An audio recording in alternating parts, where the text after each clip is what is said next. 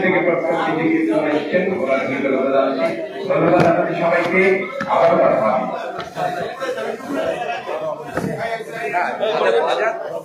আরে ভাই মহাসচিব বক্তব্য বলবে না, আমি তো আমাদের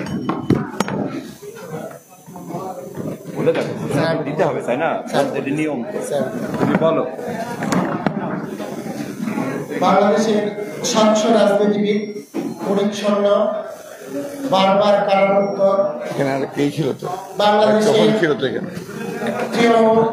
জনমন্ডিত মুখ এবং যার চরিত্র একদম আয়নার মতো শহীদ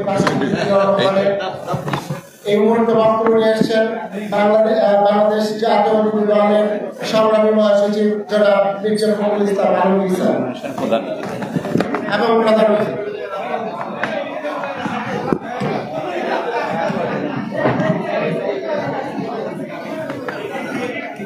বিসমিল্লাহির রহমানির রহিম। সোনালী দল বাংলাদেশ কৃষি বিশ্ববিদ্যালয় প্রতিষ্ঠান আয়োজিত আজকে এই সেমিনার, যার শিরোনাম হচ্ছে প্রেসিডেন্ট জিয়ার গৃহীত কর্মসূচি, নীতি, বাংলাদেশের কৃষি বিপ্লব এবং পল্লী উন্নয়নের মূল ভিত্তি। সেমিনারের সম্মানিত সভাপতি, এখানে আপনার যারা বক্তব্য রেখেছেন, অত্যন্ত সম্মানিত আলোচকবৃন্দ, ব্যক্তিবৃন্দ, আমাদের বিএনপির সম্মানিত ভাইস চেয়ারম্যান,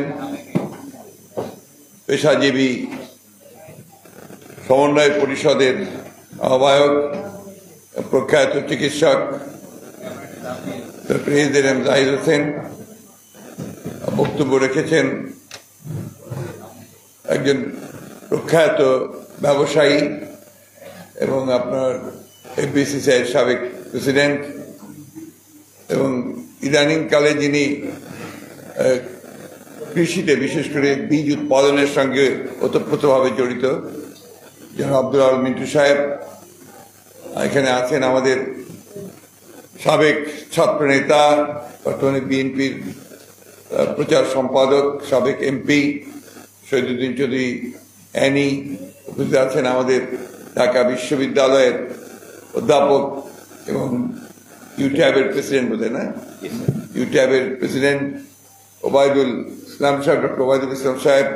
উপস্থিত আছেন পেশাজীবী সমন্বয় পরিষদের আহ্বায়ক এবং সদস্য সচিব, দুঃখিত, এবং সাংবাদিক পেশাজীবী যারা আছেন সেই সংগঠনের অন্যতম নেতা আমাদের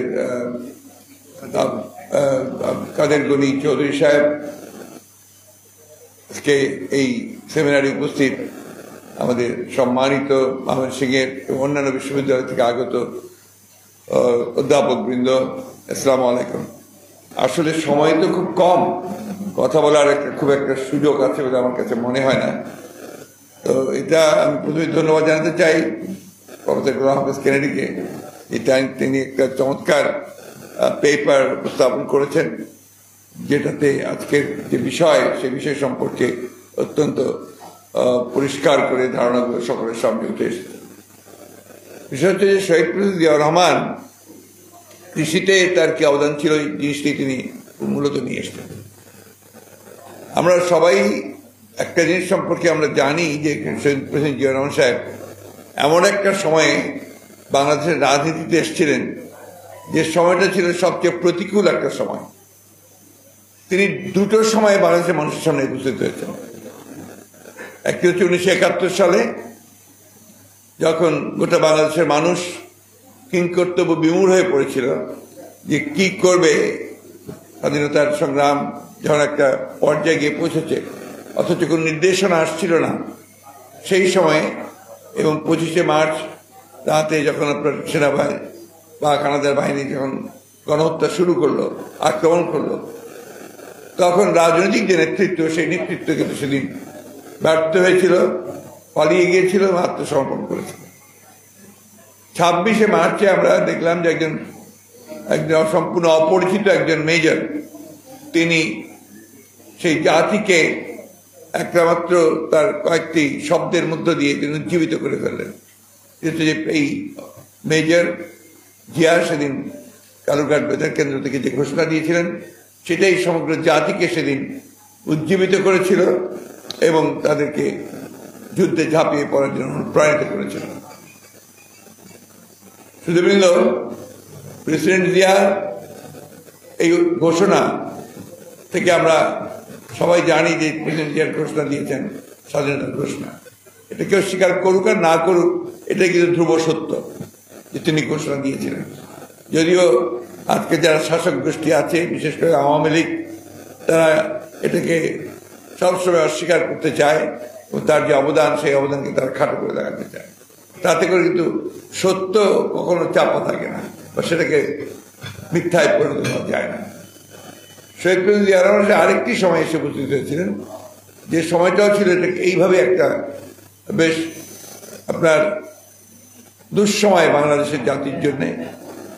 তখন সিপাহী জনতার বিপ্লবের মধ্য দিয়ে শহীদ প্রেসিডেন্ট জিয়া রহমানকে রাষ্ট্র পরিচালনার দায়িত্বে নিয়ে আসা হয়েছিল। এই দুটো সময় ছিল খুব গুরুত্বপূর্ণ বাংলাদেশের রাজনীতির প্রেক্ষাপট। সেজন্যই আমি যেটা বলি, সবসময় মনে হয় যে জাতির সবচেয়ে দুঃসময় মুহূর্তগুলোতে এই মানুষটি সামনে এসে উপস্থিত হয়েছে ত্রাণকর্তার মতো। আল্লাহ তাআলার অশেষ মেহেরবানিতে আমরা তাকে পেয়েছি আমাদের যে দিক নির্দেশনা দেওয়ার একজন নেতা হিসেবে। শহীদ প্রেসিডেন্ট জিয়া রহমানের সবচেয়ে বড় কৃতিত্ব আমার কাছে যেটা মনে হয়, তা হচ্ছে কৃষিতে বিপ্লব ঘটিয়েছেন। অবশ্যই যে জাতি দুর্ভিক্ষে পড়েছিল, তৎকালীন সরকারের ব্যর্থতা, তাদের অব্যবস্থাপনা, দুর্নীতির কারণে দুর্ভিক্ষ হয়েছিল দেশে। কিন্তু সেই জাতিকে অতি অল্প সময়ের মধ্যে আবার একদিকে কৃষিতে বিপ্লব করে, অন্যদিকে শিল্পের বিপ্লব নিয়ে এসে অর্থনীতির একটা আমূল পরিবর্তন, কাঠামোগত পরিবর্তন করে তিনি বাংলাদেশের অর্থনীতিকে সামনের দিকে এগিয়ে নিয়ে গিয়েছিলেন। আমরা মনে রাখতে হবে যে আওয়ামী লীগ একটা ভ্রান্ত সমাজতান্ত্রিক নীতির কথা বারবার করে বলেছে এবং 1972 সালে তারা সমাজতন্ত্র প্রতিষ্ঠা করতে চাইছে, অথচ তারা নিজেরাই জানতো না যে সমাজতন্ত্রটি কিভাবে করতে হয়। এমনকি যাদেরকে পরিকল্পনা কমিশনে অত্যন্ত জ্ঞানী অর্থনীতিবিদ ছিলেন তারা সেই সময়, যাদেরকে দায়িত্ব দেওয়া হয়েছিল, তারাও কিন্তু সমাজতান্ত্রিক অর্থনীতির সঙ্গে তাদের কোনো সম্পৃক্ততা ছিল না। পুঁথিবিদ্যা ছিল, বই পড়েছেন, কিন্তু বাস্তবে সমাজতান্ত্রিক অর্থনীতি কিভাবে চলতে পারে, তাকে কি করে প্রতিষ্ঠা করতে হবে, এই সম্পর্কে তাদের ধারণা ছিল না। আর সমাজতান্ত্রিক অর্থনীতিকে চালু করতে হলে সবার আগে যে জিনিসটা প্রয়োজন, সেটা হচ্ছে তার একটা পার্টি, একটা দল, যে দলটাকে দিয়ে সেই সমাজতান্ত্রিক অর্থনীতিকে মাঠে ময়দানে নিয়ে গিয়ে প্রতিষ্ঠিত করা সম্ভব হবে। আওয়ামী লীগ তো সেই দল, যে দল সমাজতন্ত্রে বিশ্বাসই করতো না। এটা মিন্টু খুব ভালো করে জানেন। They are not believers in socialism, কিন্তু তারা সমাজতন্ত্রের কথা বলে ফেলল, বলে সমাজতন্ত্র করতে গেল। সমাজতন্ত্র করতে গিয়ে তারা যেটা করলো, সেটা শুধুমাত্র জাতীয়করণ করলো আপনার আর্থিক প্রতিষ্ঠানগুলোকে, আর কিছু বড় বড় কলকারখানাকে তারা ন্যাশনালাইজেশনে নিয়ে গেল। ফলে হলো কি, সেখানে আরো দুর্নীতি বাড়লো। অর্থনীতি কিছুই জানতো না। পরে যারা দায়িত্বপ্রাপ্ত হলো সেই প্রতিষ্ঠানগুলো চালাতে, সেই প্রতিষ্ঠানগুলোকে একেবারে লোকসানি প্রতিষ্ঠানে চলে গেল। এমনকি শেখ মুজিবুর রহমান সাহেব আদমজি জুট মিলে গিয়েছিলেন দেখতে। সবাই বলছে যে আদমজি জুট মিল নষ্ট হয়ে যাচ্ছে, উনি গিয়েছিলেন দেখতে। দেখে এসে উনি ওখানেই মিটিংয়ে বসেছিলেন। বসে তিনি তাদের যে তখন আপনার অ্যাডমিনিস্ট্রেটর ছিল বোধহয় আব্দুল আওয়াল সাহেব, সবাইকে ডেকে বললেন যে তোমরা তো অর্থনীতিবিদরা, তোমরা সবাই বলেছিলে এক আদমজি জুট মিল নিয়েই নাকি বাংলাদেশ চলবে, কারণ সেই আদমজি জুট মিল এখন 2 কোটি 3 কোটি টাকা আমাকে ভর্তুকি দিতে হয় কেন? অর্থাৎ তারা লুটপাট করে এমন একটা জায়গায় নিয়ে গিয়েছিল যে সমস্ত ন্যাশনালাইজ প্রতিষ্ঠানগুলো তখন মাতাবাড়ি প্রশাসন হয়ে গিয়েছিল এবং লোকসানের প্রতিষ্ঠানে পরিণত হয়েছিল। এইভাবে কাঠামোগত যে অবস্থাটা তৈরি হয়েছিল, সেটা ছিল একটা দুর্নীতি, লুটপাট, অব্যবস্থাপনার একটা কাঠামো। সেইখান থেকে শহীদ প্রেসিডেন্ট জিয়া রহমান এটাকে নিয়ে আসলেন, একটা সম্পূর্ণ মৌলিক ফান্ডামেন্টাল চেঞ্জেস নিয়ে আসলেন। তিনি এটাকে বললেন যেটা এখন মিশ্র অর্থনীতি দেশ হবে এবং ভবিষ্যতে সেটা মুক্তবাজার অর্থনীতিতে যাবে। বেসরকারি বিনিয়োগ তিনি আবার শুরু করেছিলেন, যার ফলে অর্থনীতি থেকে নতুন একটা উদ্যম শুরু হলো। এই যে আপনার কৃষির কথা এখানে গ্রাফিক্স কেনেডি বলেছে, যে আপনার জমি ব্যাপারে তিনি কিন্তু উদ্যোগ নিয়েছিলেন যাতে করে আপনার ল্যান্ড রিফর্ম করা যায়, জমির একটা সংস্কার করা যায়, সে উদ্যোগ নিয়েছিলেন, আইনও করেছিলেন, এবং অন্যান্য বিষয়গুলো আপনারা দেখেছেন। প্রত্যেকটা ব্যাপারে তিনি একেবারে সেই সূক্ষ্মভাবে যে বিষয়গুলো দিয়ে দেশের উন্নয়ন করা যাবে, একদিকে কৃষি উন্নয়ন হবে, অন্যদিকে শিল্প উন্নয়ন করা যাবে, সেই বিষয়গুলোর দিকে তিনি নজর দিয়েছেন। আমি সেখানে খুব বেশি যেতে চাই না। আমি এক কথা যেটা বলতে চাই যে শহীদ জিয়া রহমান 1975 সালে দায়িত্ব গ্রহণ করার পরে বাংলাদেশের অর্থনীতির নতুন দিক খুলে দিয়েছিলেন। এবং আপনারা সবাই জানেন যে বিদেশে কর্মীদের পাঠানো, গার্মেন্টস, এবং সেই সঙ্গে দেশে উন্নয়নের জন্য, অবকাঠামো উন্নয়নের জন্য তিনি পিছিয়ে পড়া এলাকাগুলোতে তিনি ডেভেলপমেন্ট বোর্ড তৈরি করেছিলেন। পাহাড়ি এলাকায় তিনি হিল ট্যাক্স ডেভেলপমেন্ট বোর্ড তৈরি করেছিলেন। রাজশাহীতে তিনি রাজশাহী ডেভেলপমেন্ট বোর্ড তৈরি করেছিলেন, যেগুলো মাত্র 2% ইন্টারেস্ট রেটে আপনারা তখন শিল্পে বিনিয়োগ করার জন্য কর দেওয়া শুরু করেছিলেন। উনি মাঠে চলে গিয়েছিলেন, একদম মানুষের কাছে। তিনি ঘোষণাই করেছিলেন যে I shall make politics difficult for the politicians. তাই করেছিলেন। তথাকথিত রাজনীতি আপনার শুধু বক্তৃতা দেওয়া পল্টন ময়দানে, আর আপনার তারপর ইলেকশন করে ক্ষমতায় গিয়ে আর কোনো কাজ না করা, এখান থেকে তিনি গোটা জাতিকে সরিয়ে নিয়ে চলে গিয়েছিলেন একদম মাঠে। এবং সেখানে তিনি কৃষকদের সঙ্গে পায়ে হেঁটেছেন, তিনি খাল কেটেছেন, খাল কর্মসূচি করেছেন। তিনি রাত্রি যাপন করতেন জেলাগুলোতে, থানাতে, এমনও গেছে বহু। এবং সেইখানে তিনি বসে বসে স্পট সিদ্ধান্ত দিতেন। তিনি একটা নতুন কাজ শুরু করেছিলেন, যেটা উনি শেষ করতে পারেনি, যে প্রত্যেকটি জেলাতে, তখন 19টা জেলা ছিল, জেলাতে তিনি ক্যাবিনেট মিটিং এর ব্যবস্থা করেছিলেন। যে ক্যাবিনেট মিটিং যেটা হয়, যেখানে সব সিদ্ধান্ত হয় দেশের সব ব্যাপারে, সেই মিটিং তিনি নিয়ে চলে গিয়েছিলেন জেলায়। বঙ্গবন্ধু বাবু তার বাবা মারা গেলেন দিনাজপুরের বিরল থানায় জগৎপুর গ্রামে। তা আমি গিয়েছিলাম সেই সময় তার বাবার দাফনের জন্য। ঠিক আছে, আমি সন্ধ্যার পরে দাফন করে আসার পরে আমি গ্রামে একটু হাঁটছি, ওই গ্রামটাতে হাঁটতে গিয়ে আপনার আমার একটু পানি পিপাসা পেয়েছিল। আমি পাশে এক কৃষকের বাসায় ঢুকেছিলাম। বাসায় ঢুকে বলে যে আমাকে একটু পানি খাওয়ালেন, ঘরের মধ্যে বসালেন। বসে আমি দেখি তার ওই যে আমাদের দেশে বলে বেড়ার ঘর, মানে বাঁশের ঘর, বাঁশ দিয়ে যে ঘর বানায়, সেই বেড়ার ঘরের মধ্যে প্রেসিডেন্ট জিয়ার ওই যে খাল খননের যে আপনার কোদাল নিয়ে ছবি একটা খবরের কাছ থেকে কেটে ওখানে লাগিয়ে রেখেছে। দ্যাট ওয়াজ ইন 1986, তখন এরশাদের আমল। তাই বলি যে আপনি এই ছবি এখানে কেন লাগিয়েছেন? তো আমাদের দেশি কথা এসে বলছে, ভাই এই লোকটাকে আমরা ভুলতে পারি না, এই লোকটাকে আমরা ভুলতে পারি না। দ্যাট ওয়াজ জিয়ার যে জনগণের মধ্যে চলে গিয়েছিলেন। আরেকটি ঘটনা আমার মনে আছে, আমি তখন এসে বাড়ি এটি সাহেবের একান্ত সচিব হিসেবে কাজ করছি। উনি প্রেসিডেন্ট জিয়া আসতেন, সম্ভব দিনাজপুরে আসলে উনি ঠাকুরগাঁও এয়ারপোর্টে নামতেন, ওখান থেকে উনি গাড়ি নিজে চালিয়ে ড্রাইভ করে তিনি দিনাজপুরে আসতেন। ওখান থেকে তিনি সৈয়দপুর যাবেন। আপনারা নিশ্চয়ই জানবেন অনেকেই যে সৈয়দপুরে যাওয়ার পথে দিনাজপুরের মধ্যেই পরে একটা টেক্সটাইল মিল আছে। ওই টেক্সটাইল মিলের পাশে একটা গ্রাম আছে, একদম রাস্তার পাশে। হঠাৎ করে দেখা গেল তার যে মোটর কনভয় চলছে, কনভয়টা থেমে গেল। কি ব্যাপার? প্রেসিডেন্ট সাহেব গাড়ি থামিয়েছেন। থামিয়ে নেমে ওই গ্রামে বৃদ্ধার বাসায় গেছে। সব তো দৌড়াদৌড়ি করে এসছে। বৃদ্ধা বাসায় তখন একা ছিলেন। তো ঢুকে উনি বললেন, মা আমাকে একটু পানি খাওয়াতে পারেন? তো বৃদ্ধা তো চকিয়ে গেছে একদম, কি করবে, আমার ঘরে তো আর কিছু নাই এখন।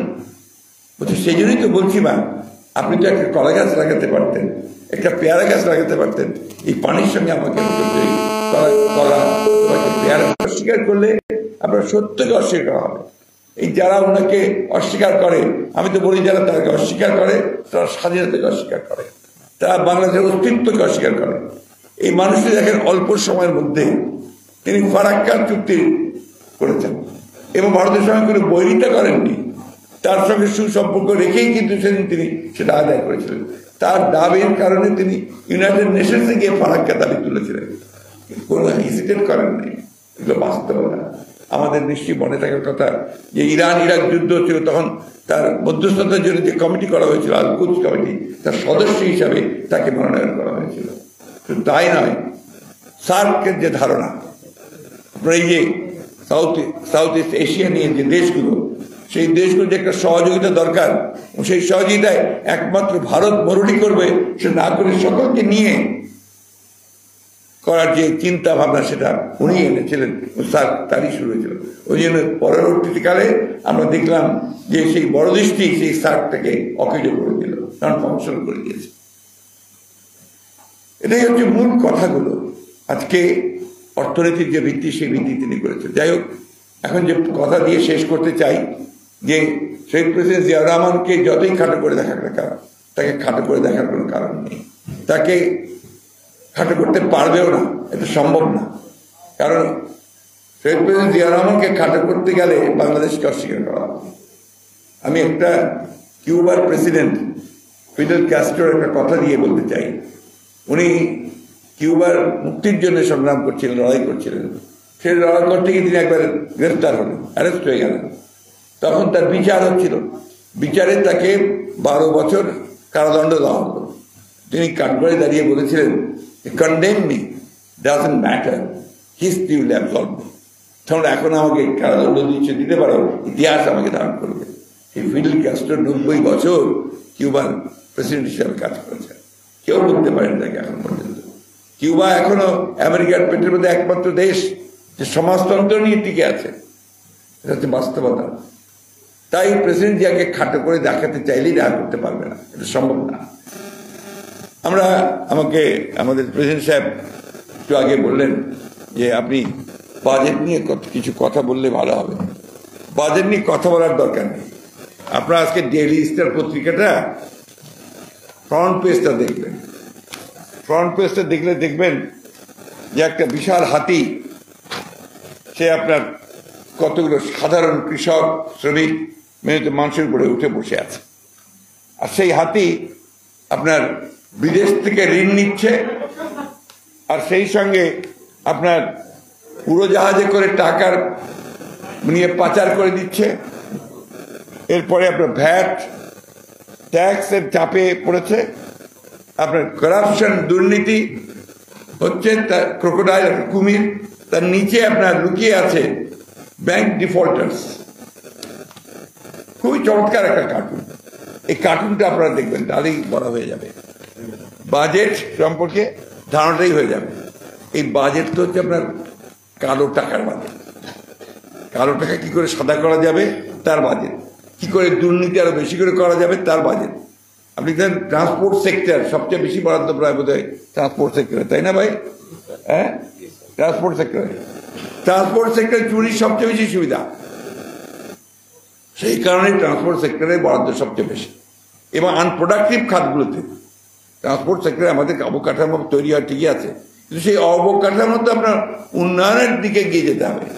এখানে দেখুন, আমি এখনই লক্ষ্য করছিলাম ক্যাপিটাল মেশিনের উপরে ট্যাক্স বাড়ানো হয়েছে। ক্যাপিটাল মেশিনের উপরে ট্যাক্স বাড়ানোর অর্থ কি? অর্থ হচ্ছে যে এখানে যেন ইন্ডাস্ট্রি না হয়, যন্ত্রপাতি যেন আমদানি করতে না পারি আমরা, আর কোনো কলকারখানা না করতে পারি। এমপ্লয়মেন্ট কোথায়? আপনার মানুষ কর্মসংস্থান কোথায়? মানুষ কাজ পায় না। ঢাকা শহর থেকে আমাদের যারা এখানে ছোটখাটো ব্যবসা বাণিজ্য করতো, চাকরি টাকরি করতো, তারা সব গ্রামের দিকে চলে যাচ্ছে। গ্রামের দিকে গিয়েও তো লাভ নাই, সেখানে কোনো কাজ নাই। এই যে একটা ভয়াবহ অবস্থা।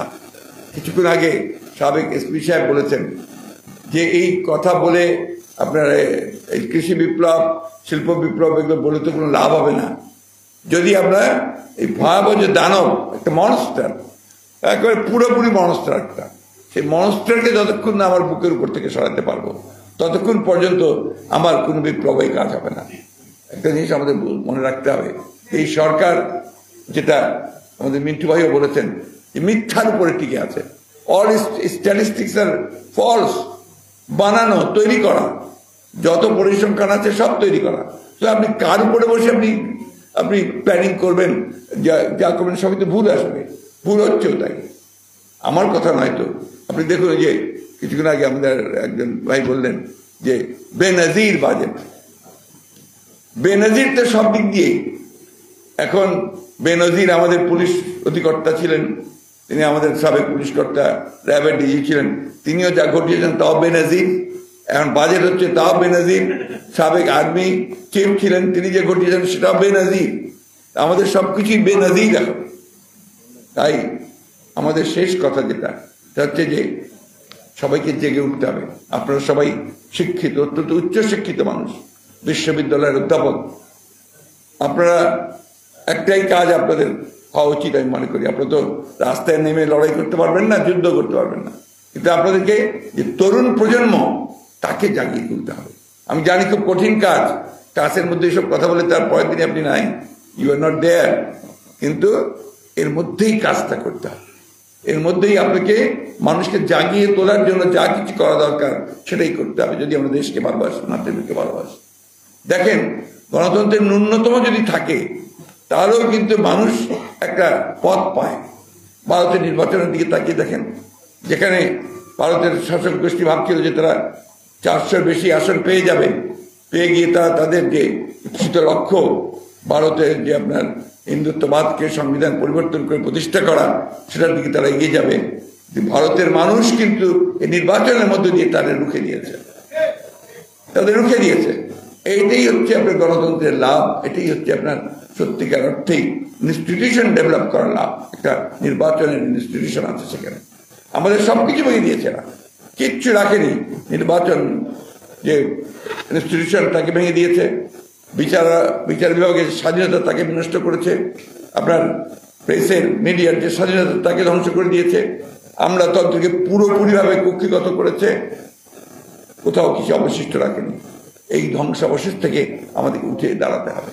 আমাদের সামনে তো নজির আছেই, আমাদের প্রেসিডেন্ট জিয়া রহমান সাহেব, আমাদের নেত্রী দেশনেত্রী বেগম খালেদা জিয়া, তিনিও কিন্তু 9 বছর সংগ্রাম করে ওই ধ্বংসস্তূপ থেকে জেগে উঠেছিলেন ফেনিক্স পাখির মতো। আজকে আমরাও আমাদের ভারপ্রাপ্ত চেয়ারম্যান তারেক রহমানের নেতৃত্বে সংগ্রাম করছি, লড়াই করছি, এবং আপনি লক্ষ্য করে দেখবেন কেউ কিন্তু হতাশ হয়নি, কেউ দল ছেড়েও যায়নি, আমাদের দলও কেউ ছেড়ে চলে যায়নি, এবং সেটা যাবেও না, কারণ আমরা একটা সত্যের পথে, ন্যায়ের পথে আছি।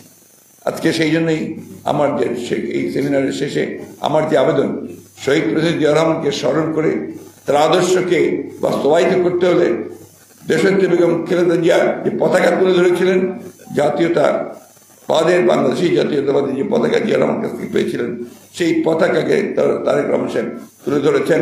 আমাদের দায়িত্ব হবে সেই পতাকাকে আমরা প্রতিষ্ঠিত করতে পারি, মানুষকে জাগিয়ে তুলতে পারি, এবং দানবকে উৎখাত করে সত্যিকার অর্থে জনগণের সরকার, জবাবদিহিতামূলক সরকার আমরা প্রতিষ্ঠা করতে পারি। এটাই হোক আমাদের লক্ষ্য। ধন্যবাদ সকলকে।